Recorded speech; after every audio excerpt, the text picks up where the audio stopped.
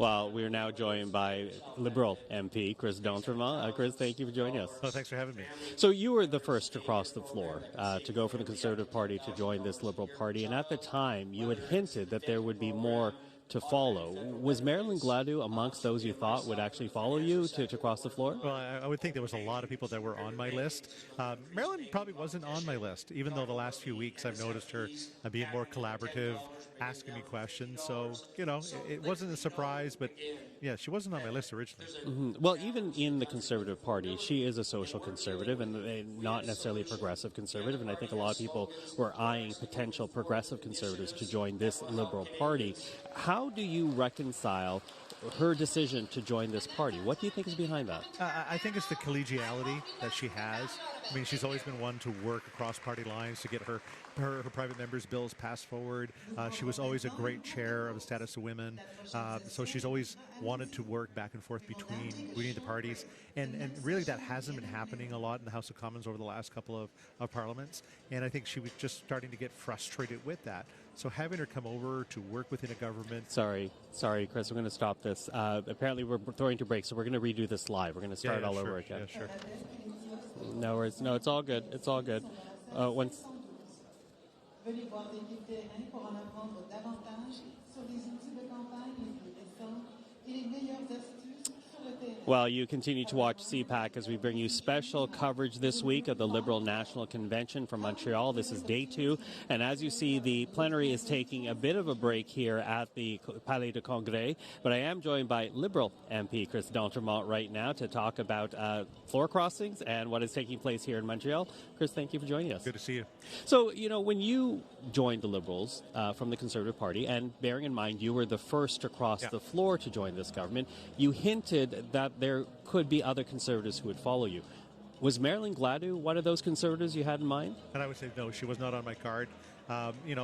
Really looking at the group of people that are more, centrist, people that were more progressive conservative, like a Matt Genereux, who has sort of the same base that I had, the same kind of experiences as a provincial member. Those are the kind of people that were coming to mind. I'm glad that Marilyn has made this decision, and we're happy to have her here. Okay, so she wasn't on your bingo card, No. but here she is now part of the Liberal Party. How do you reconcile that? Because, as you say, you and Matt Jenner are more progressive conservatives than say, ideological right conservatives. And in Marilyn Gladu, we have someone who is social conservative, some would define her as, was pro-life. Is pro-life, voted against the ban on conversion therapy, literally had dinner with the convoy protesters. How do you reconcile her place in this party? What's motivating this? Well, number one, she's going to have to respond to a lot of those allegations, those issues that she's been a part of.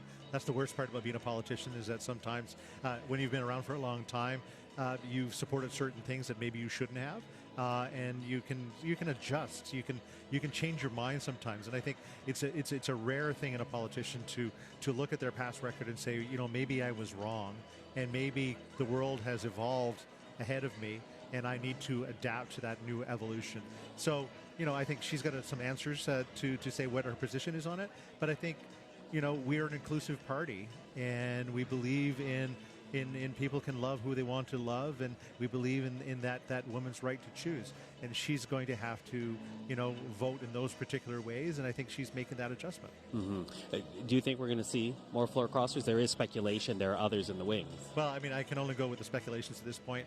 I still think there are a number of people that aren't very, very happy with the direction the party is taking.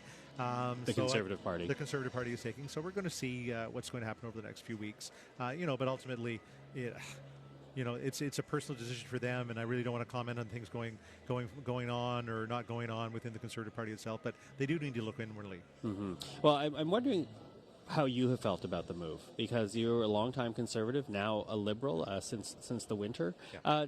Do you feel that you're being used more effectively? Do you feel that you have more of a voice in this government, in this party? Yeah, absolutely. I mean, the system that the Liberal Party uses in caucusing ideas, whether you're a national caucus or one of your regional caucuses or even your special interest caucus, how those groups actually impact the decision making of the Prime Minister is phenomenal. I feel that I have a full connection to the Prime Minister's office. I know I can call him. We can get the access to that PMO anytime that we want it. And the other part is that connection to ministers. Ministers interested in what's happening in your constituency. For me, it's a fishing industry. That the lobster industry is such an important part of our economy. To be able to access directly Minister Thompson has been phenomenal in making decisions, whether it's the AFF or trying to look at wharves and those important things that my constituents have been asking for the last 5-6 years, and we've been unable to actually get changes done. Within a few weeks, we've been getting some things done that we haven't seen any movement in a very long time. Is that the nature of government or the differences in parties? I think it's the difference in parties because they're far more collaborative, but I think being part of government makes a big difference as well. There are those liberals who identify with the more progressive wing of this party, right, who have expressed concerns, maybe not vocally, but have done so anonymously, speaking to members of the media, concerns that this party is moving too far to the right if they can welcome into it someone like a Marilyn Gladu. What do you say to those progressive liberals that are concerned that they're not hearing their issues supported enough in a very clear call for business-friendly policies from this government? I think for any party to be successful in Canada, you have to be a big tent, and you have to be able to listen to people from one group to another. That's why we listen to people from one ocean to the other ocean. We have different issues that are important to us, and I think we as a Liberal Party to be a big tent is important. We need to have that, I would say, righter wing, and we need to have that lefter wing to be truly representative of all of Canada.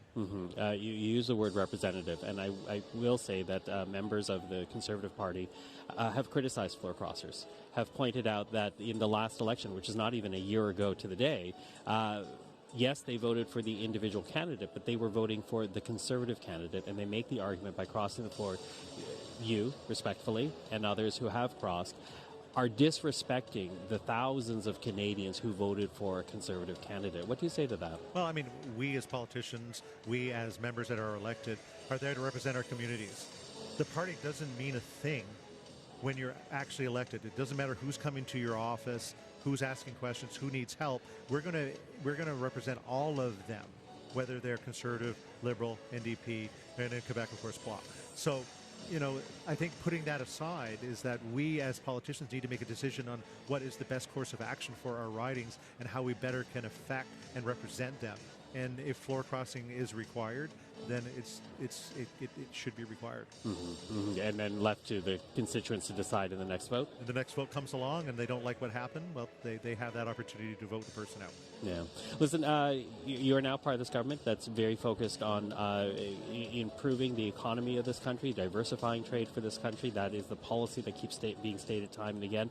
But up against, these projects that will take years to complete, there are very immediate needs right now around affordability.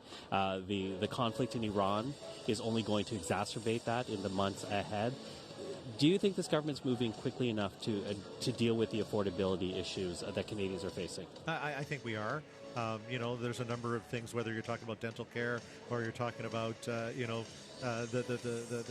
food in schools. All of those things have real repercussions on the pocketbooks of Canadians, and we need to continue to expand those. Daycare, all of those things really affect what's going to happen. The housing issue is that as we continue to expand those houses and those buildings, I mean, in my own community right now in Yarmouth, we're going to have some occupancy pretty soon. That frees up some of the other, more affordable options in that community to be available to those folks. So, everything takes time, but I think what's happening today, what we've been able to accomplish within this year, has been absolutely phenomenal. Do you think we're going to see more relief efforts? Because the pain is being felt. I know there's a GST credit on groceries now that has been expanded. There are other programs, but the pain is being widely felt right now across Canadians, not just one economic group in this country. Yeah, no, I think every minister is on the ground listening. I've never seen a group of ministers out and about in their communities. Whether you're a parliamentary secretary or just a regular MP, you're there listening, and that input keeps getting fed into the PMO.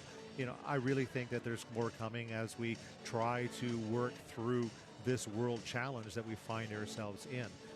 Some of these things are not just happening right here, but the effects of what's happening around the world have every effect what's happening on a Main Street or a Tim Hortons in Yarmouth. Okay. Chris, I always appreciate the time. Thank you for that. Thanks for the invite. Okay.